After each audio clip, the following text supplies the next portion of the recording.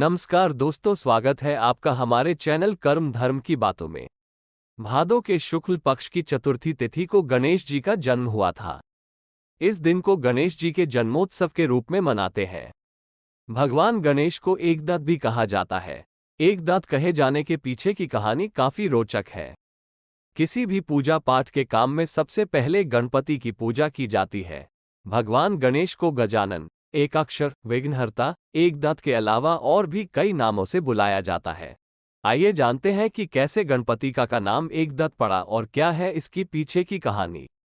विद्या, बुद्धि, विनय, विवेक में भगवान गणेश अग्रिम हैं। वे वेदज्ञ हैं। महाभारत को उन्होंने लिपिबद्ध किया है। गणेश चतुर्थी को पट्टी पूजन विशेष रूप से किया जाता है। दुनिया के सभी लेखक, सृजक, शिल्पी, नवाचारी एकदात से प्रेरणा पाते हैं। एकदात स्वरूप गजानन को भगवान परशुराम के प्रहार से मिला। एक बार शिवजी के परम भक्त परशुराम भोलेनाथ से मिलने आए। उस समय कैलाशपति ध्यानमग्न थे। गणेश ने परशुराम को मिलने से रोक दिया। परशुराम ने उन्हें कहा वे मिले बिना नहीं जाएंगे। गणेश भी विनम्रता से उन्हें टालते रहे। जब परशुराम जी का धैर्य टूट गया तो उन्होंने गजानन को युद्ध के लिए ललकारा। ऐसे में गणाध्यक्ष गणेश को उनसे युद्ध करना पड़ा। गणेश परशुराम में भीषण युद्ध हुआ। परशुराम के हर प्रहार को गणेश निष्फल करते गए। अंततः क्रोध के वशीभूत परशुराम ने गणेश पर शिव से प्राप्त परशु से ही वार किया। गणेश ने पिता शिव से परशुराम को मिले परशु का आदर रखा। परशु के प्रहार से उनका एक दांत टूट गया। पीड़ा से एकदात कराह उठे। पुत्र की पीड़ा सुन माता पार्वती आई और गणेश को इस अवस्था में देख परशुराम पर क्रोधित होकर दुर्गा के स्वरूप में आ गईं। ये देख परशुराम समझ गए उनसे भयंकर भूल हुई है।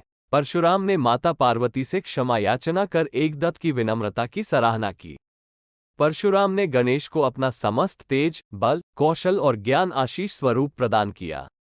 इस प्रकार गणेश की शिक्षा विष्णु के अवतार गुरु परशुराम के आशीष से सहज ही हो गई।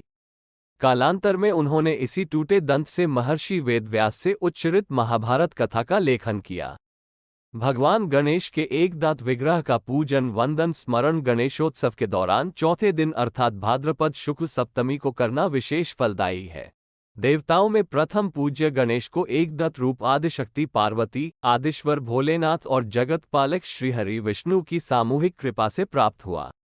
गणेश इसी रूप में समस्त लोकों में पूजनीय, वंदनीय है। कुछ लोग मानते हैं कि परशुराम ने नहीं, कार्तिकेय की वजह से गणेश जी का दांत टूटा था। बचपन में गणेश जी बहुत शैतानी किया करते थे, जबकि उनके बड़े भाई कार्तिकेय काफी सरल स्वभाव के थे। दोनों भाइयों के विपरीत स्वभाव के चलते शिव पार्वती काफी परेशान रहते थे, क्योंकि गणेश जी अक्सर कार्तिकेय को तंग किया करते थे। पहले तो काफी दिनों तक कार्तिकेय ने उनकी शरारतों को बर्दाश्त किया। बात जब हद से ज्यादा बढ़ गई तो कार्तिकेय ने भगवान गणेश को सबक सिखाने का निश्चय किया।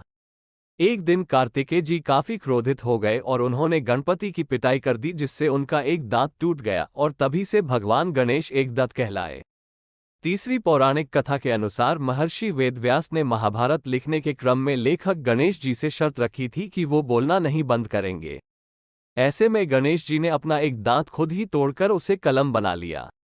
गौरतलब है कि भगवान गणेश एकदात कहलाए जाने के पीछे अलग अलग पौराणिक मान्यताएं प्रचलित है, जिसकी वजह से आज भगवान गणेश को उनके भक्त प्यार से एकदात कहकर बुलाते हैं।